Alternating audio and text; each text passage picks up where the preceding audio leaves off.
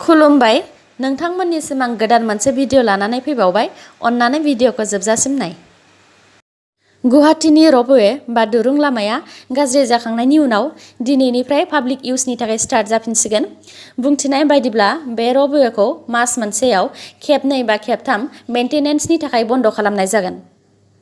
UPPL पार्टिया राजकुमार पृथ्वीराज नारायण देब मेचखौ UPPL पार्टिनिफ्राय होखारबाय होननानै मिरु UPPL पार्टिनि नेहाथारि मावथि ब्रह्म हाज'वारिया प्रेसनि गेजेरजों मिथिहोदों।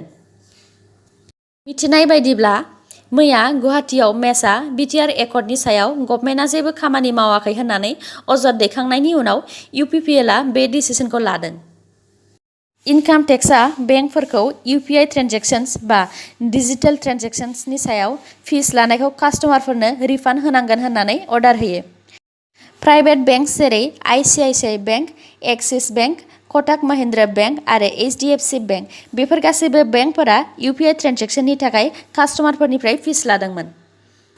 दा बे बेंकफोरा 1 जानुवारि 2020 निफ्राय जेसेबां फिस लादोंमोन बेफोर गासैखौबो कास्टमारफोरनो होफिननांगौ होननानै इनकाम टेक्सआ बुंदों। मानोना डिजिटेल पेमेन्टनि सायाव फिस लानाया ल'नि एगेन्स्ट। बिलियनारि मुकेश आम्बानीनि रिलायन्स इन्डास्ट्रिजआ फिउचार ग्रुपखौ 24,713 क्र'र्सनि बायबाय। फिउचार ग्रुपनि आन्डाराव Big Bazaar, Future Lifestyle Fashion Limited ब्रेन्डफोरा थायो। एबसुआ आसामनि health minister doctor Hemanta Biswa शर्माजों मैया गुवाहाटीआव मिटिं खालामदों। बे मिटिंआव इडुकेसननि सायाव आरो गोबां बिथिङाव BTR एकर्डआव थानाय सोलोंथाइनि दफाफोरखौ थाबैनो दाफुंनो थाखाय दाबि खालामदों, जेरै बर' रावखौ जुडिशियेल कर्टआव बाहायनाय, अफिसफोराव बाहायनाय आरो CTETफोराव बाहायनाय बायदि बायदिनि सायाव थाबैनो खामानि मावफुंनो थाखाय हेमन्त बिस्वा शर्मानिसिम गांसे लेटार गथायदों। 2020 अनलाइन चेस अलिम्पियाडआव इन्डिया आरो रासियाया जइन्ट उइनार जानो हादों।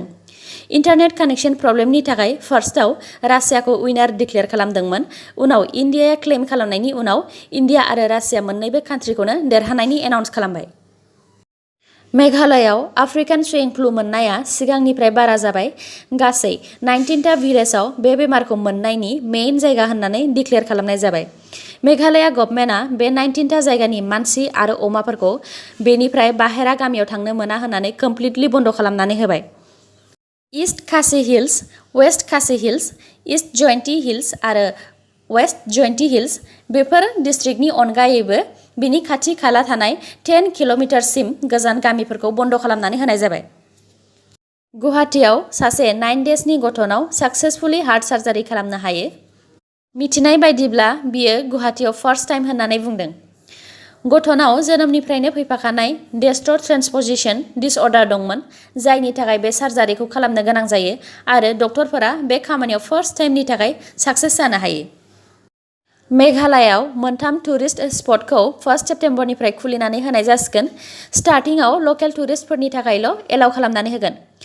बे मोनथाम टुरिस्ट स्पटनि मुङा एलिफेन्ट फल्स, वार्स लेक आरो लाम नेहरू पार्क। जोबनायाव दङ भारत आरो आसामनि कर'नानि आपडेट।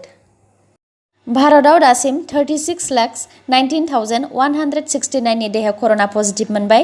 थैनाया गासै 64,617, हामनाया गासै 27,72,928 जन। आसामाव दासिम 1,05,774 नि देहायाव कर'ना पजिटिभ मोनबाय। हामनाया गासै 83,927, दासिम 21,548 नि देहायाव एक्टिभ जानानै दङ। थैनाया गासै 296 जन। आसामाव मैया सानसेयाव कर'नाजों गासै 7 जन थैदों, बिनि मादाव बर' सासेबो दङ। सचिन चन्द्र ब्रह्म 58 इयार्सनि, बियो चिरांनि। दिनैनि निउसआ एसेनोसै। गाबोन आरो गोदान निउसजों लोगो मोनफिनबावगोन। नोंथांमोना दासिमबो आंनि चेनेलखौ साबस्क्राइब खालामनानै लायाखैबा अन्नानै साबस्क्राइब खालामनानै लादो आरो लाइक, कमेन्ट आरो शेयार खालामनो दाबाव। गोजोन्थों।